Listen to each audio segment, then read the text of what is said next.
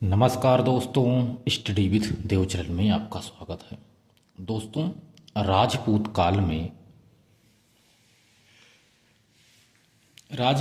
काल में हमने उत्तरकालीन प्रमुख राजवंशों को देख लिया है। अब देखेंगे दक्षिण भारत के प्रमुख राजवंश। दक्षिण भारत के प्रमुख राजवंश। तो ये दक्षिण भारत का ये मानचित्र है दोस्त, इसको देख लीजिए। जैसे ये है गोदावरी नदी, और ये है कृष्णा नदी, ये है तुंगभद्रा नदी, और ये है कावेरी नदी। इसी क्षेत्र में जो प्रमुख राजवंशों ने शासन किया था उन्हीं को ही कहते हैं दक्षिण भारत के प्रमुख राजवंश। जैसे कृष्णा नदी के पश्चिम में तथा गोदावरी नदी के उत्तर दक्षिण में जो यह फैला हुआ कुछ क्षेत्र है, तथा तुंगभद्रा नदी के उत्तर में फैला हुआ जो ये पूरा क्षेत्र है, यहाँ पर राष्ट्रकूट वंश का शासन था। यहाँ पर राष्ट्रकूट वंश का शासन था। और कृष्णा नदी के दक्षिण में तथा कृष्णा नदी के थोड़ा सा उत्तर में थोड़ी सी जमीन, थोड़ा सा यहाँ पर पश्चिम क्षेत्र में वादामी या वातापी का चालुक्य वंश का शासन था। यहाँ पर ये लोगों ने शासन किया। इसके बाद कृष्णा नदी के उत्तर तथा दक्षिण तथा कावेरी नदी के उत्तर में यहाँ से यहाँ तक पल्लव वंश का शासन था। पल्लव वंश का पूर्वी दक्षिण भारत में जो यह कावेरी नदी के दक्षिण में क्षेत्र है पूरा, तथा कावेरी नदी के थोड़ा सा उत्तर में भी है, यहाँ तक पूरा चोल वंश का शासन था। चोल वंश यहाँ लोग शासन करते थे। चोल वंश, पल्लव वंश, वादामी के वातापी या चालुक्य वंश, ये राष्ट्रकूट वंश, इतने लोग यहाँ शासन किए थे। तो देखते हैं सबसे पहले वादामी या वातापी का चालुक्य वंश। इस वंश के शासक कर्नाटक के निवासी कन्नड़ भाषी थे। जो यह वातापी है, वातापी या वादामी का चालुक्य वंश, इस वंश के शासक कर्नाटक के निवासी कन्नड़ भाषी थे, कन्नड़ भाषा बोलते थे। जय सिंह ने 6वीं सदी ईस्वी में कर्नाटक राज्य के बीजापुर जिले में वातापी नामक स्थान पर चालुक्य वंश की नींव डाला था। अब वातापी को वादामी के नाम से जाना जाता है। अब वातापी को वादामी के नाम से जाना जाता है।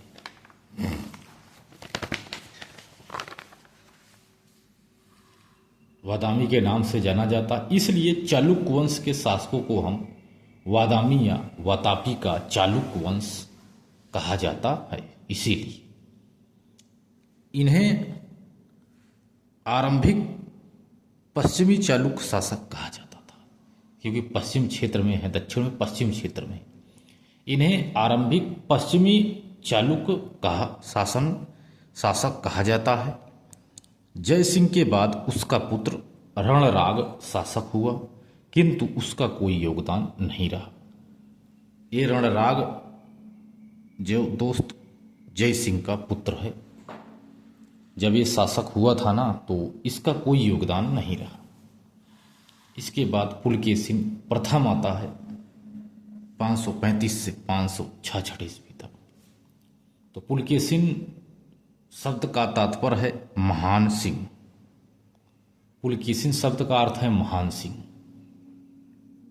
पुलकेशिन प्रथम ने वातापी में एक किले का निर्माण करवाया और वातापी को अपनी राजधानी बनाया।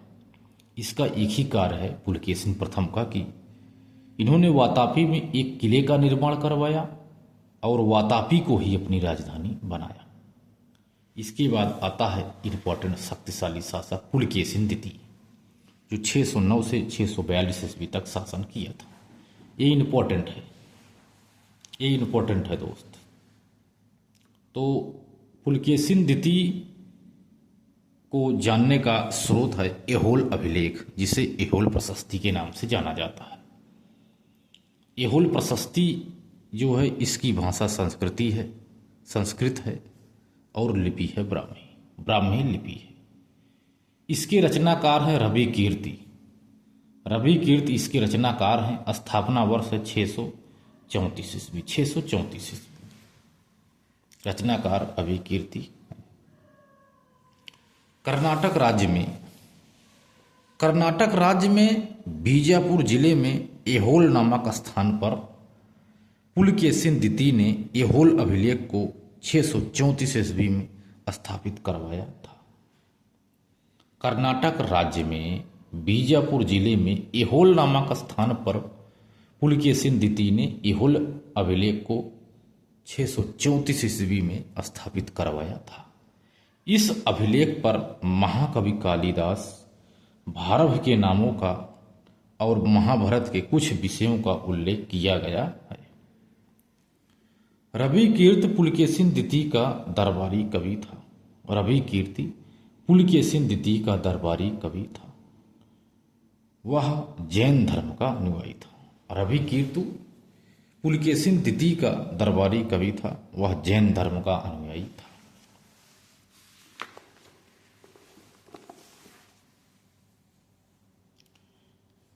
उसने मेगुति के जैन मंदिर का निर्माण करवाया था।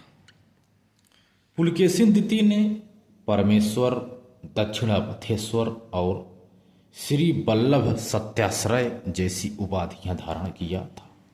ये पुलकेशिन द्वितीय है जो परमेश्वर, दक्षिणापथेश्वर और श्री वल्लभ सत्याश्रय जैसी उपाधियां धारण किया था। इसके बाद आता है एक शासक है नरसिंह वर्मा, पल्लव वंश का शासक नरसिंह वर्मा। इसके बारे में देखते हैं। तो पल्लव वंश का शासक नरसिंह वर्मन प्रथम ने 642 ईस्वी में पुलकेशिन द्वितीय को पराजित कर मार डाला और वातापी कोंड की उपाधि धारण किया था। पल्लव वंश का शासक नरसिंह वर्मन प्रथम ने 642 ईस्वी में पुलकेशिन द्वितीय को पराजित करके मार डाला और वातापी कोंड की उपाधि धारण किया था। वादामी के चालुक्य वंश का शासक विजयापति ने, वादामी में एक चालुक्य वंश का जो शासक था विजयापित ने सर्वाधिक 37 वर्ष तक शासन किया। उसने पदत्कल, जिसे कहते हैं ना पदत्कल नामक स्थान पर शिव मंदिर का निर्माण करवाया था। किसने? विजयपित ने। कीर्ति वर्मा यानी रवि कीर्ति वर्मा नहीं, कीर्ति वर्मा। रवि कीर्ति तो थे, कलाकार थे, रचनाकार थे। कीर्ति वर्मा द्वितीय वादामी के चालुक्य वंश का अंतिम शासक था। कीर्ति वर्मा। एक शैली है बेसर शैली। बेसर शैली नागर शैली और द्रविड़ शैली से मिलकर बनती है। नागर शैली और द्रविड़ शैली से ही बेसर शैली बनती है। बेसर शैली क्या है? वादामी के चालुक्य वंश के शासकों ने मंदिर कला की बेसर शैली को जन्म दिया। जो वादामी के चालुक्य वंश के शासक हैं, इन्होंने ही मंदिर कला की जो यह बेसर शैली है इसको जन्म दिया। नागर शैली और द्रविड़ शैली की मिश्रित शैली बेसर शैली कहलाती है। ऐहोल, वादामी और पदकल नामक स्थानों पर तीनों शैलियों के मंदिर बनाए गए हैं। वादामी को मंदिर स्थापत्य कला का महाविद्यालय भी और पदकल के वादामी महाविद्यालय और पदकल को विश्वविद्यालय कहा गया। वादामी को महाविद्यालय और पदकल को विश्वविद्यालय कहा गया। और 1987 ईस्वी में पदकल के मंदिरों को विश्व विरासत की सूची में शामिल किया गया। यहाँ से 10 मंदिरों का साक्ष्य पाया गया है, जबकि ऐहोल प्रशस्ति से 70 मंदिरों का साक्ष्य पाया गया। ठीक है दोस्त, 70 मंदिरों का साक्ष्य पाया गया है। तो दोस्त यही है। तो दोस्त तो ये जो वादामी है वातापी का ये कंप्लीट होता है। आप देखेंगे दोस्त राष्ट्रकूट वंश, ठीक है, तो इसको दूसरी वीडियो में अलग अलग राजवंश है ना, अलग अलग देखेंगे। ठीक है दोस्त, तो मिलते हैं और एक बेहतरीन क्लास में, तब तक के लिए धन्यवाद।